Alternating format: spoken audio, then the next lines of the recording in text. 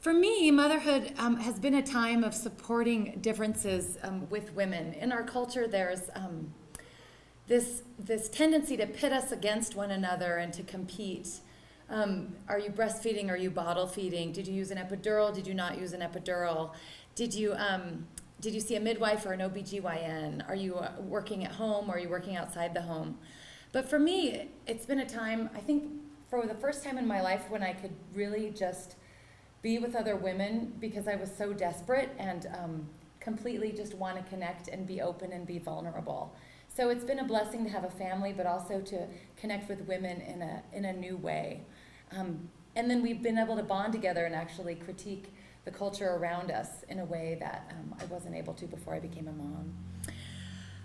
And I'm thinking that a lot of people that see this work will be able to relate what it's like to work full-time outside the house and then kind of moonlight as a mother. And that's the situation that I feel like that I'm in, working as teaching art education at the University of Montana, and also raising a 3-year-old with my husband, and we're expecting another one on my 44th birthday, which is coming up in December. So we have a lot going on at our household. I used to teach high school in Washington State, and I worked with this amazing woman who taught English, but also wrote, and she would write for the Seattle Times, and she's great. And she told me that as a parent or as an adult, you can do 2 things well. And she decided not to have kids, and she decided to focus on writing and teaching. And so she let go of having children. She said, I'm an okay partner / wife, but those are the 2 things that I really decided to do well. And that stuck with me, and it also felt really frustrating because I want more than that, because I wanted to have a family as well and be a supportive partner, spouse, and also create artwork and teach. So suddenly I was faced with, and self-care. So that's 5 things that I wanted to do well. So there's an artist and an article that just came out in Artsy Magazine, and I'll show a few. My timer. My timer's not working, so let me start a timer on the phone so I don't go over.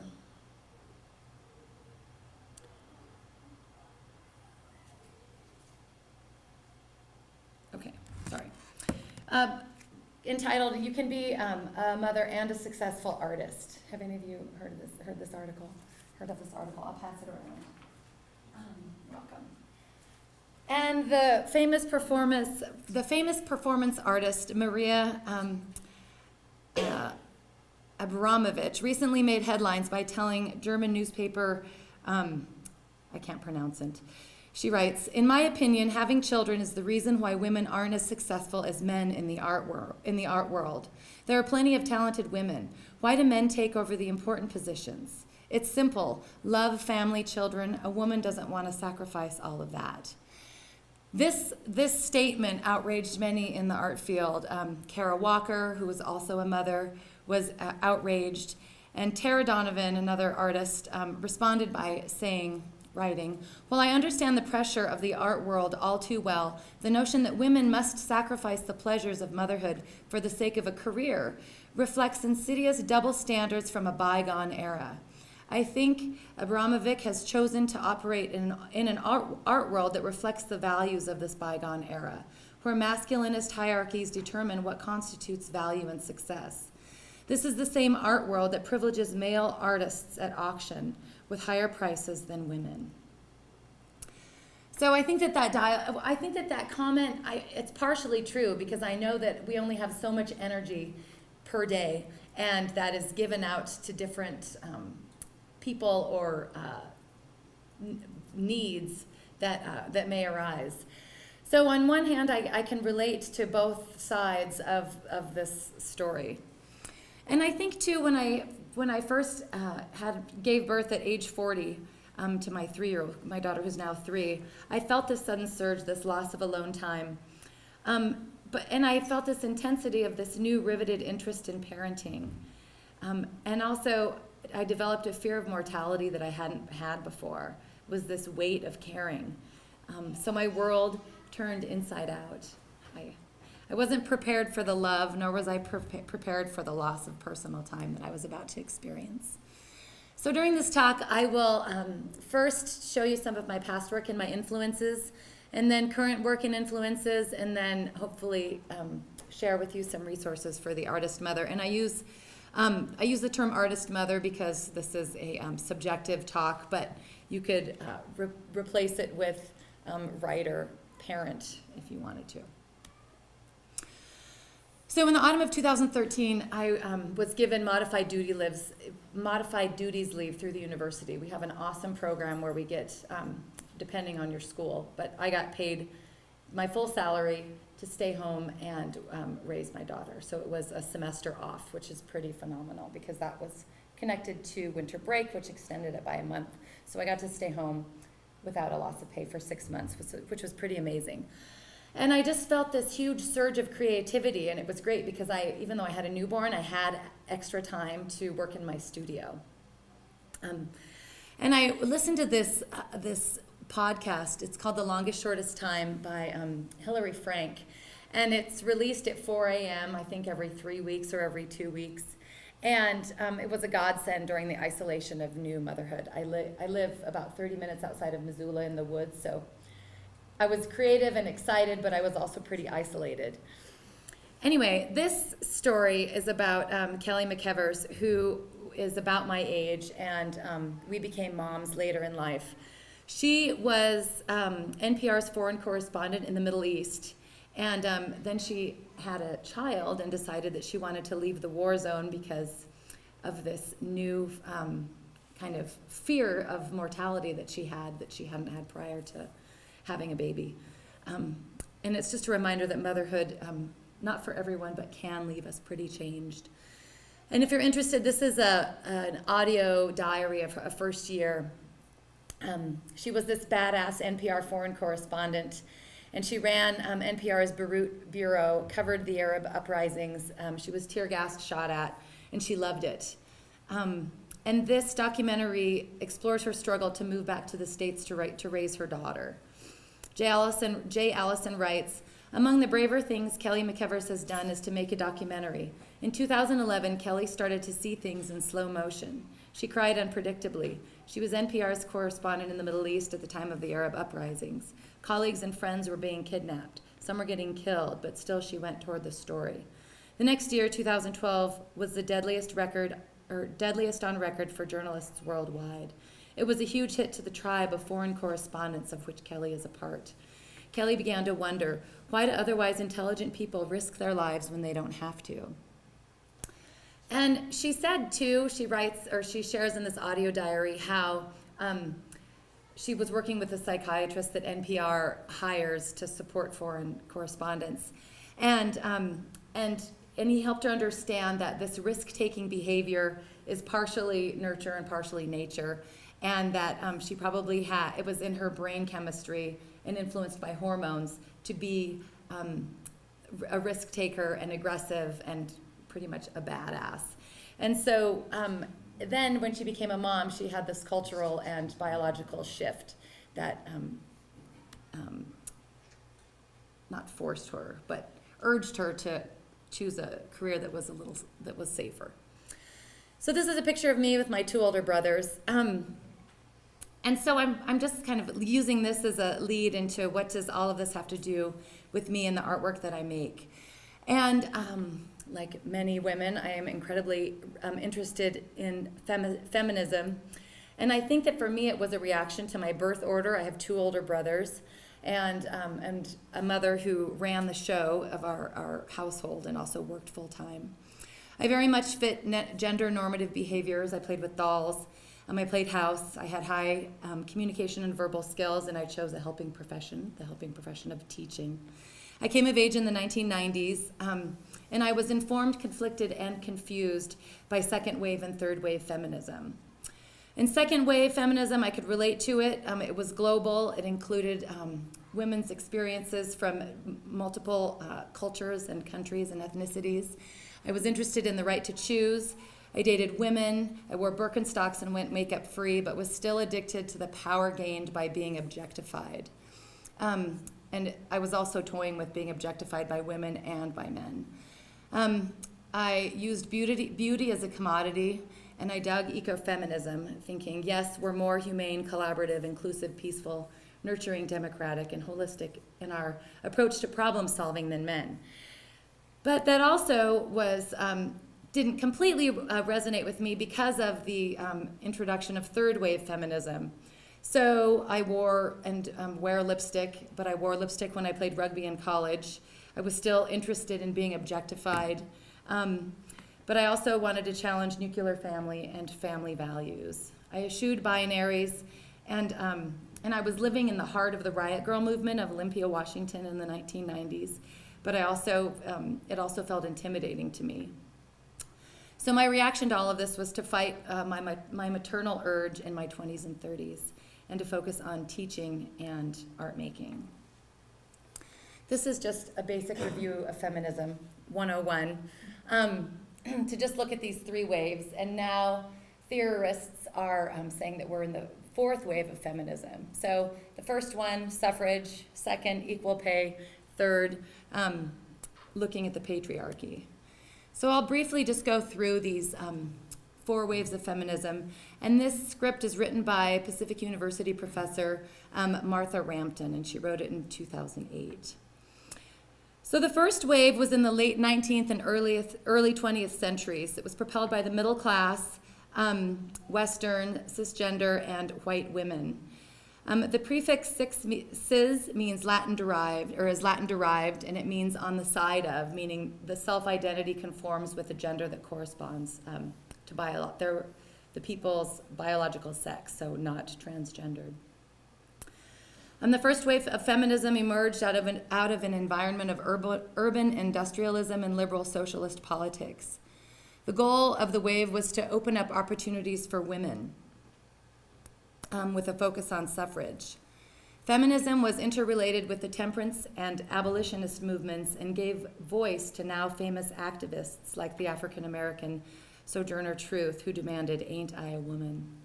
Victorian America saw women acting in very unladylike ways, public speaking, demonstrating, and spending stints in jail, which challenged the cult of domesticity.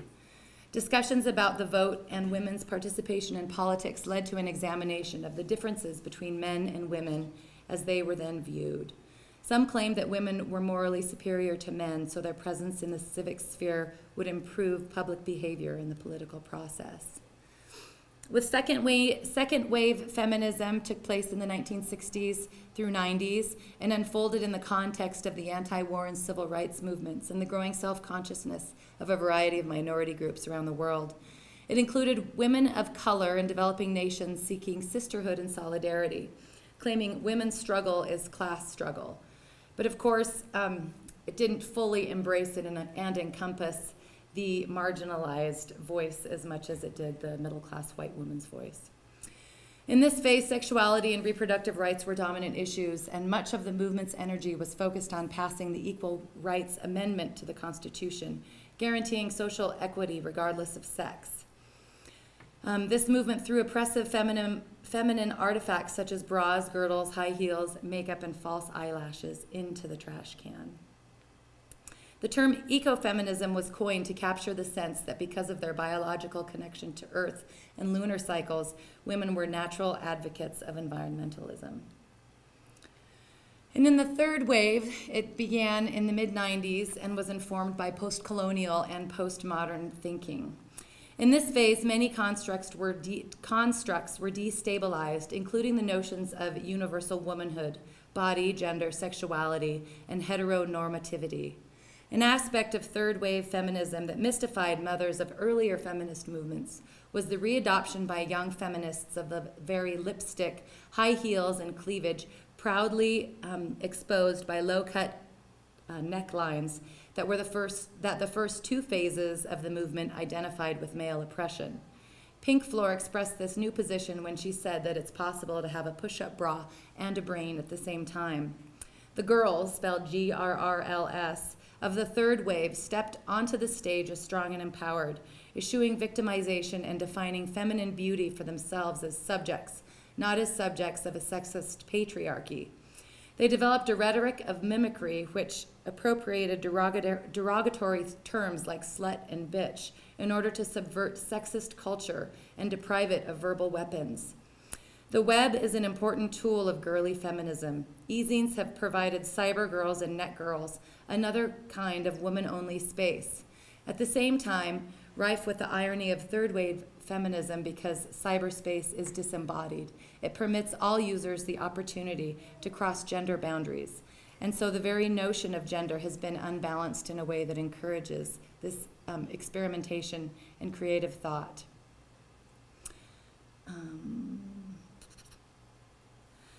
This in keeping with the third wave celebration of ambiguity and refusal to think of in terms of us, them, most third wavers refuse to identify as feminists and reject the word that they find limiting.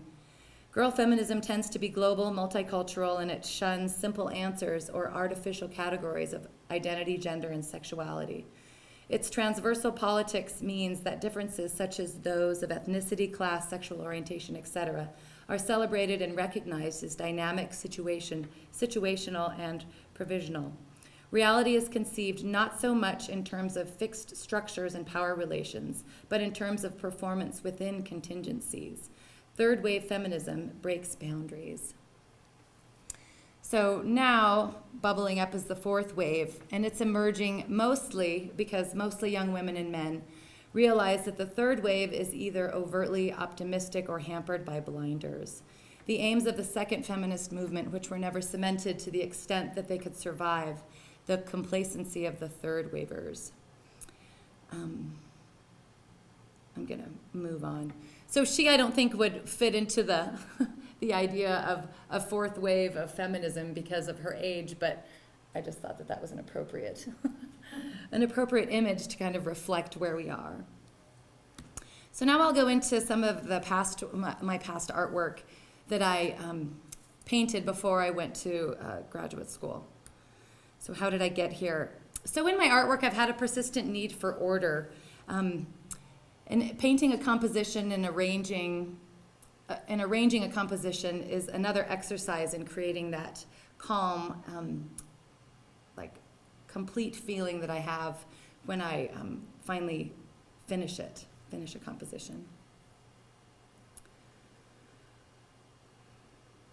And these are all from the early to about 2000 to 2008. I worked traditionally with landscapes and still life and figurative studies, and I was teaching elementary school, elementary art, and then high school visual art. These are all in oil. Small studies, this is about 12 by 15. And larger too. This is about, I think, 4 feet by 5 feet. In some work, the small parts, often squares, reference the grid, or in this case, the horizon. I play between the ebb and flow of a controlled order, the grid and the horizon, and relaxed order when form and line curve organically and diagonally. Perhaps the canvas is where I can safely let go because around me lies a safe parameter, a safety net around the loss in time that comes with creative thinking. It was focused on formal concerns and the kind of path of modernism, and interested in modernist artists such as Joseph Albers. He was interested in the chromatic interaction, so he explored color in his work. I think I've also been drawn to the square because it gives this illusion of control. And this, what really resonated with me about Albers, or does resonate with me about Albers' work, is that he's looking at the varsity of local color, that there is one pure color. So he's, in a sense, referencing the subjective experience.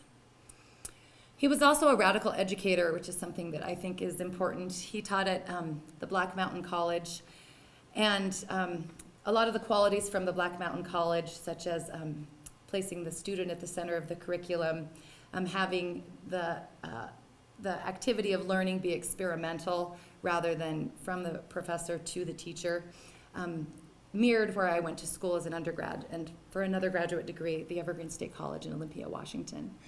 They focus on interdisciplinary study and democratic instruction. I've also been interested in the grid, which kind of goes against my approach to education and pedagogy because it is so linear. But I've been attracted to it, and so I have these conflicting ideas in my mind. But around, my mom shot this for me actually, but when I'm out in the world, I'll take pictures of groupings and order that people create. And then, one thing I forgot to say. When I was painting the landscapes and the figurative work, I was working with a man named Simon Cogan privately, or there was a small group of us, and we studied the figure, and we studied still life and landscape painting. So it was extremely Western and extremely conventional. And then everything got torn apart when I went to graduate school, which was great. And this was, I graduated in 2009. Anyway, so this is my final exhibition. This goes here, that goes there. And I wanted and invited visitors to actually think about, create categories for those discs that are on the ground and manipulate those discs into groups and to think about the ways in which they create categories, which is one of the first steps that we need to go through when we create meaning. But this fact that I am drawn to reductive squared order with an art object is problematic in a postmodern world.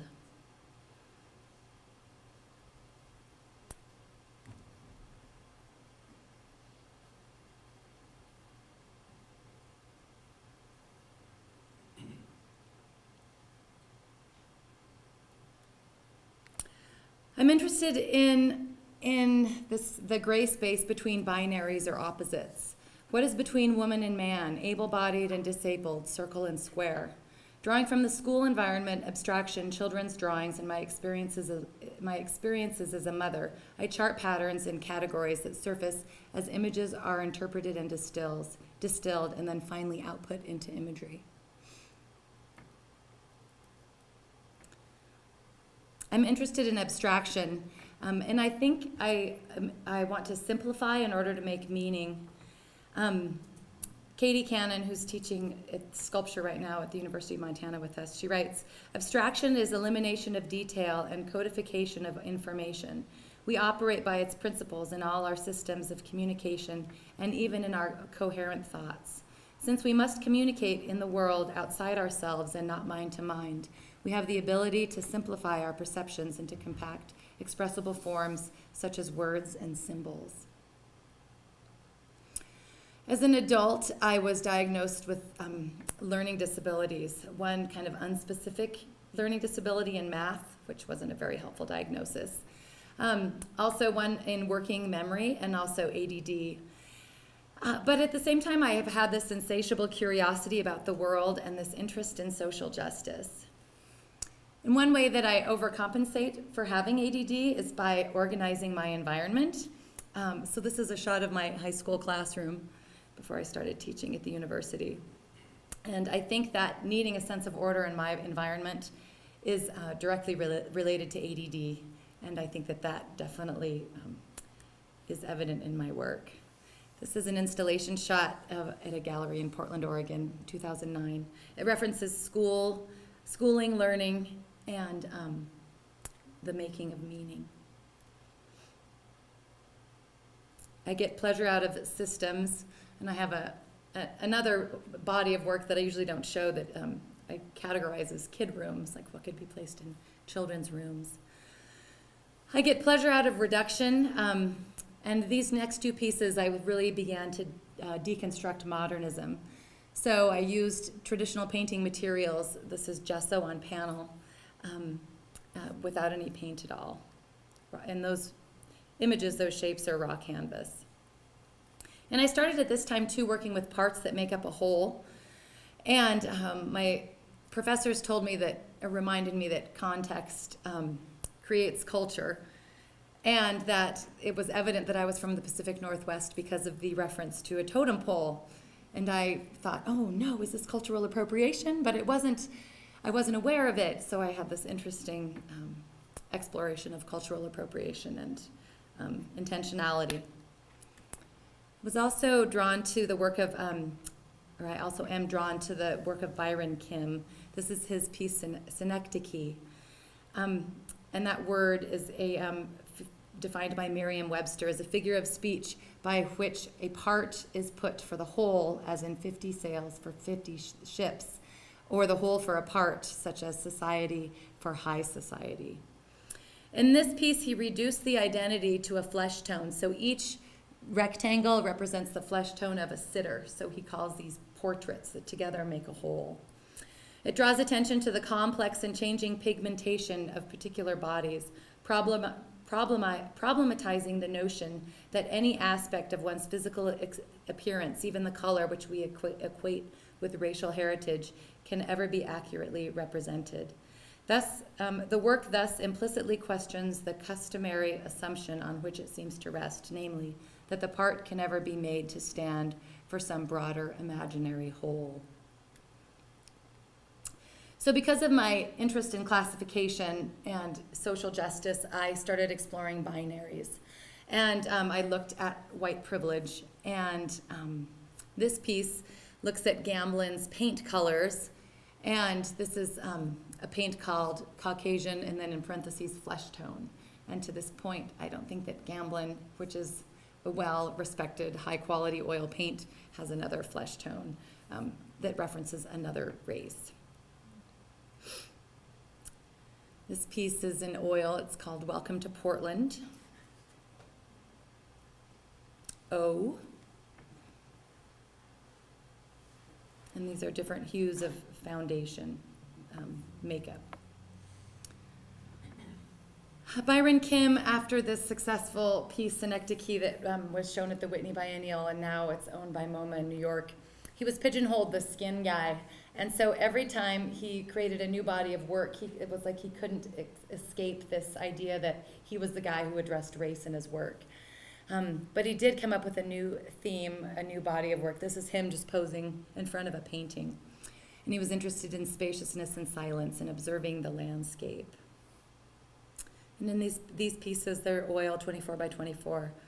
I just took space in the quiet of my studio, the quiet of the rain, and this work references the space between words, the silence and the breath.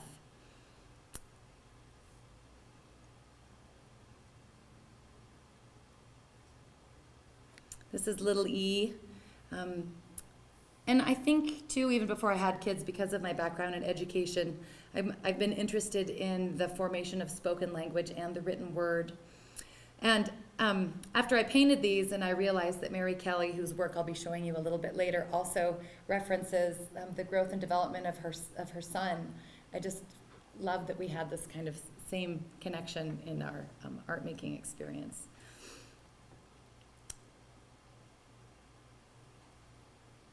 And recent work, this is all post-2013. This is a series called Test Anxiety. When I became pregnant, I shifted to non-toxic materials, so away from oil paint. That was me, pregnant with my first kid, and my friend Patricia, who's an artist in Missoula. This is called Tick Tick, and this is a statement that I wrote when I exhibited these pieces. We are a culture that places exorbitant value on quantifiable evidence as proof of growth in educational settings. These results place students on vocational or academic trajectories and frame opinions with which children and adults shape self-worth. The test results tell us a lot about the high-scoring students. The system and economy are working well for their learning styles and socioeconomic positions. What they don't tell us is how the students who don't score well excel. Carpenters, artists, chefs, plumbers, we know that some of these individuals managed to navigate through the system and rise in their fields, didn't score well in school. I'm curious about these students who are tracked in overfilled vocational education or remedial classes. What don't we know about them? What valuable contributions do they make to our democracy? I advocate for alternative means of measurement and assessments for these students, such as portfolios, written qualitative reflections, and presentations. Supporting these alternative and more expensive means of measurement, I advocate for smaller class sizes, innovative teacher hiring and development practices, and adequate funding for public schools. called Number 2. And this is called GRE, like the test. I did mark B for every answer when I took the GRE. So this is the Worry Scroll. It's that piece right back there. And it's a collection of worries and confessionals I wrote during my first year of motherhood. The methodical process of writing, printing, painting, and sewing balanced the new unpredictable life I carved out for myself. These concerns surfaced and dissipated as the months rolled by, and I was surprised at the intensity and the volume of the unknown. Judith Warner wrote a book in, I think, around 2008 called The Madness of Motherhood, Anxiety, something.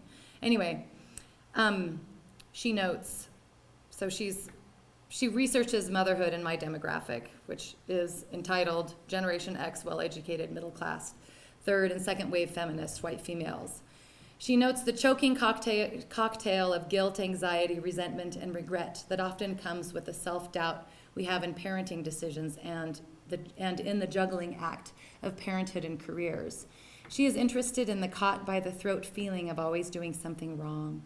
The women she interviewed were privileged yet anxiety-ridden due to the overwhelming amount of information regarding the most optimal approaches for emotional, mental, and physical health of their children. Intellectually, I understood the danger of hypervigilance, but emotionally, I couldn't help myself from anxious neuroses. I became the woman I knew not to become. I was enculturated. But now for the second kid, I think it's going to be, we were laughing about that, maybe 5 feet long.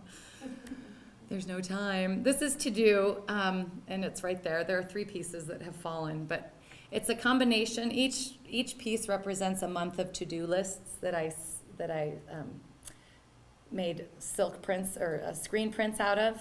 But first I manipulated them in Photoshop and then screened them. So my plan is to take my to-do lists and I save them and to make a year's worth of to-do lists for every year. But I haven't gotten around to it yet. Yeah, exactly. And this piece is Nature Nurture. It's in the corner over there. It's a combination of letters of the alphabet and the 23 chromosomes that make up half of our genetic code. So when I had my first kid at 40, and then at 41, we started trying for another kid, and 2 years into it and lots of acupuncture appointments later, I still wasn't able to get pregnant. And we did a bunch of tests, and it was due to ovarian reserve depletion. So the eggs were not viable. So and my husband really didn't even want another child, but I was like adamant that I wanted another kid. And then we wound up getting an egg from an egg donor, a 21-year-old woman, and went through IVF. And so this piece has just helped me kind of go through that process of letting go of my own DNA, my own genetic material. And now I'm okay with it, but it was a really long process, and it was a challenging process in the beginning. And now when I advise my students, because I teach art education, so I work with pre-service teachers, I am including these conversations about ovarian reserve with them for students who are interested in having families, just because I think that would have helped me as a woman in my 20s.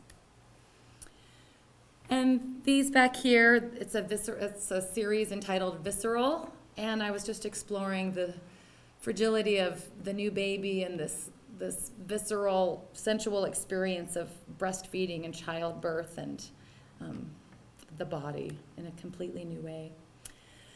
This is a hidden mother photograph, and that cloth my great-great-grandmother brought over from Bohemia, which is now Czechoslovakia, to the States when she immigrated here, and then the frame is from my dad's side of the family. But this is a book by an Italian artist, Linda Ferghini-Nagler. It's called The Hidden Mother, and in it she's collected Victorian photographs of children who are sitting in their mother's laps, and their mothers are covered with cloth, and that's because of the long exposure times. And so the mother was used as a piece of furniture and hidden, or an armature, to keep the children smooth, or still. So this is her book. So she takes her own photographs, but in this series of work, it's actually a collection of other photographs that were taken. Have you seen these before? No, they're amazing. If you Google them, a lot will come up. And I love the metaphor of, the people behind the stage of successful children. And these are interesting because the mother isn't cloaked. She's just hiding behind. I'm also interested in the work of Lenka Clayton. She went on a self-inflicted artist residency in motherhood when she had her 2 children. And she created studio hours and a do not disturb sign on her door. And she did things like take pictures on walks. This is not my window, but metaphorically it is, 2014. Things to do today. And I found this after I did this series, and I wondered, did I see that before I made this series? 63 objects taken from my son's mouth. Isn't that great? The Art Assignment, which is this awesome art education social media platform, just interviewed her. So if you're interested, you can go to the Art Assignment in Lenka Clayton. Then she started a public artist residency in motherhood, and anyone can sign up and participate. You could. I did a couple weeks ago. So there are 277 of us worldwide. This also inspired me to connect with friends across the country. I think there are about 10 of us in this group. And we're all moms, and we're all artists, and we support each other online. I'm talking about how much work we got accomplished in the past week, et cetera, et cetera. We take pictures of our artwork, put it up there. So this is another resource called Mater Mia, and it was started by a woman named Anthea Akitundi and Deborah Choi. Anthea is the daughter of Nigerian immigrants, and she's interested in creating a website and a resource that tells the stories of women of color at the intersection of motherhood and career. And she's been picked up by the Huffington Post, the New York Times, and The Root. And she writes, by presenting a more realistic narrative of Black motherhood, Mater Mia opens the ongoing question, can women have it all? Conversation to women of color. And I wanted to go to this website to show you more details, but we're not going to have enough time. So this is poet and LGBT rights activist Stacey Ann Chin. And so there are these images of her at home with her child, but we're not going to have time to go see all of these. This is Wagichi Mutu, who went to Yale and Cooper Union, pretty amazing art programs. And she's been labeled as one of the most important African American artists of our time, but she's also featured on this website with all of these shots of her at home with her child and pregnant and breastfeeding.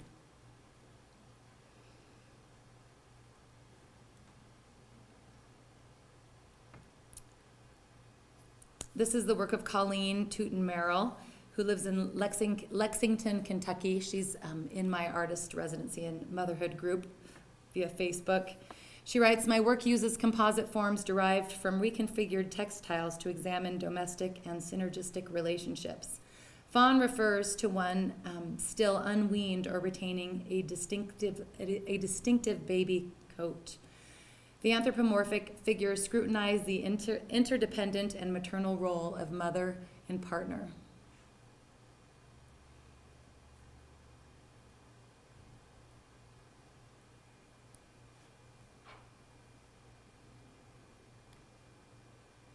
And this is a friend of mine, Jenny Montgomery. She's a poet, and this is her first kind of dive into working with objects. And she wrote this. This is a book of her poetry, which I'll pass around as well. And she gave birth, and, or I'll just read this, it's clearer. So this body of work is called Hatch. Hatch explores the parenting of Jenny Montgomery's son, who was born 7 years ago with no signs of life. Nurses at the remote rural hospital revived him, and he was immediately whisked away from Montgomery and her husband, Ryan, to a large urban facility where modern technology enabled his survival. Hatch documents her experience substituting the medical jargon and technology with images and poetry.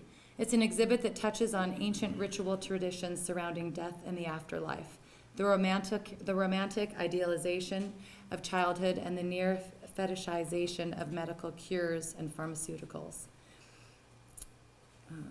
This piece, The Stroller in the Sky, echoes imagery in the poem entitled Elegy for the Total Amount of Happiness, and alludes to the archetypal sky door found in many spiritual traditions around the world.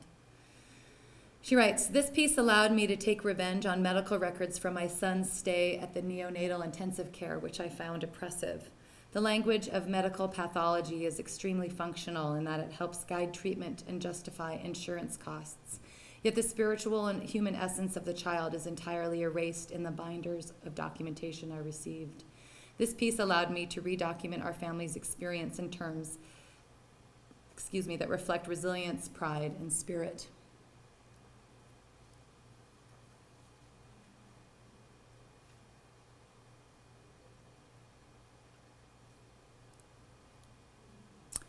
And this is the art of Nydia Blas, who works and lives in Ithaca, New York with her 2 children.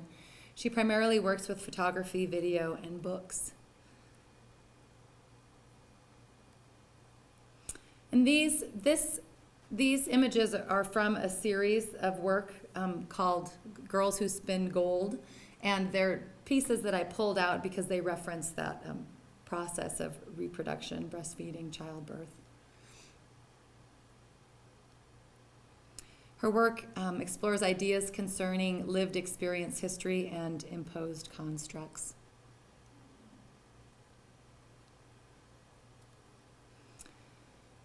And finally, Mary Kelly. She's an American conceptual artist, feminist art educator, and writer. She's known for her project-based work addressing questions of sexuality, identity, and historical memory in the form of large-scale native installations. She contributed extensively to the discourse of feminism and postmodernism through her large-scale narrative installations and theoretical writings. She's a professor of art and critical theory in art in the School of Art and Architecture at the University of California, Los Angeles, where she has established an interdisciplinary studio area for graduate students engaged in site-specific, collective, and project-based practices. We're going to skip this video in the sake of time. But this is a piece that she created right before her famous postpartum document. This is called Antepartum, a single close-up shot recording the artist stroking her abdomen at full term as the unborn baby moves.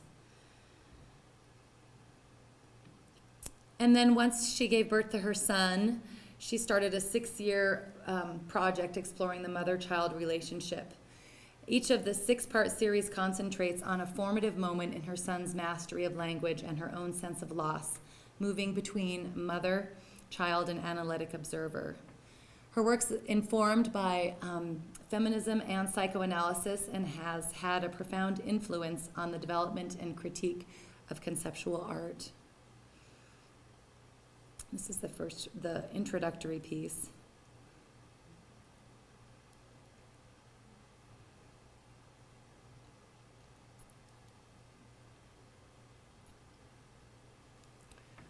And this series, and this is just one in a group of I think 30 that were hung in a line like that on the gallery wall. And these are her son's nappies, diapers. And then she recorded everything that he ate.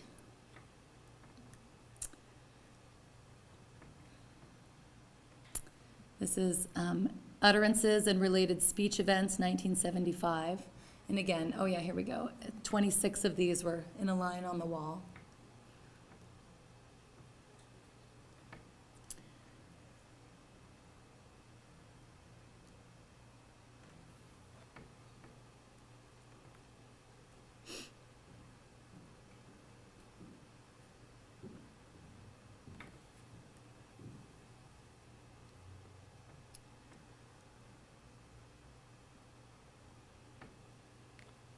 And you know what? I think I do want to go back because she speaks so well on this, and then we'll just end with this video.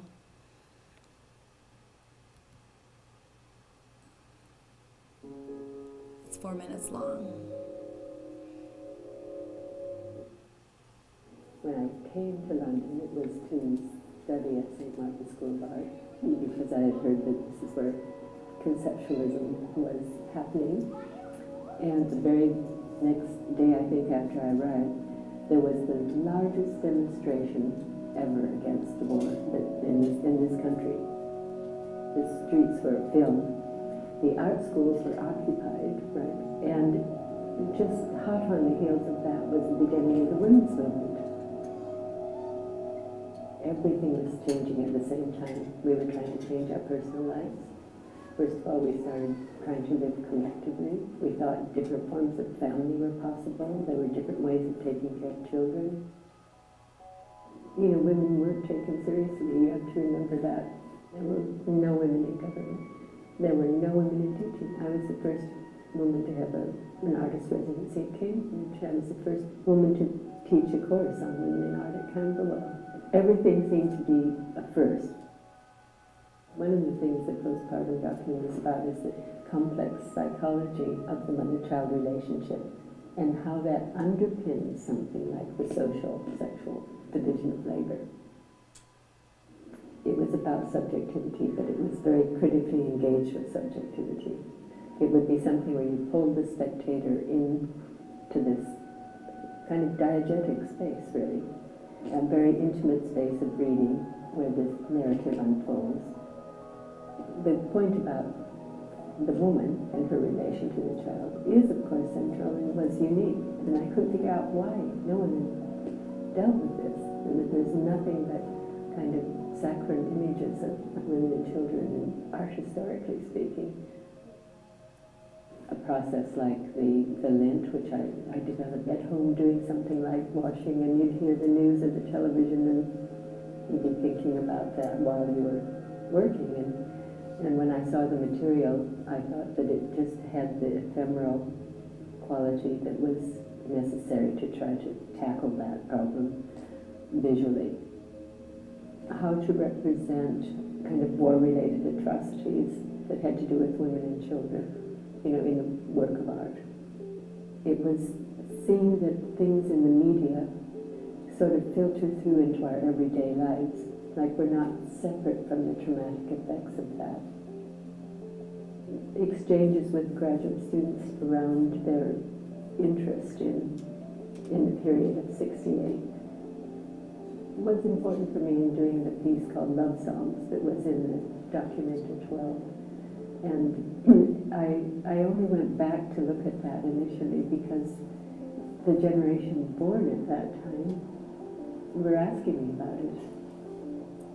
It's not just the events that took place, but it's what was thought. And what, if anything, is kind of passed on. And how perhaps something like feminism, informed by psychoanalysis, has completely changed in the ways that it's been used. You can see the relations between men and women are very different of a younger generation, and that men are very involved, often without credit, in childcare. There's certainly much greater expectation, you know, for women. Now, I can't say everywhere, though, but for someone who's been in teaching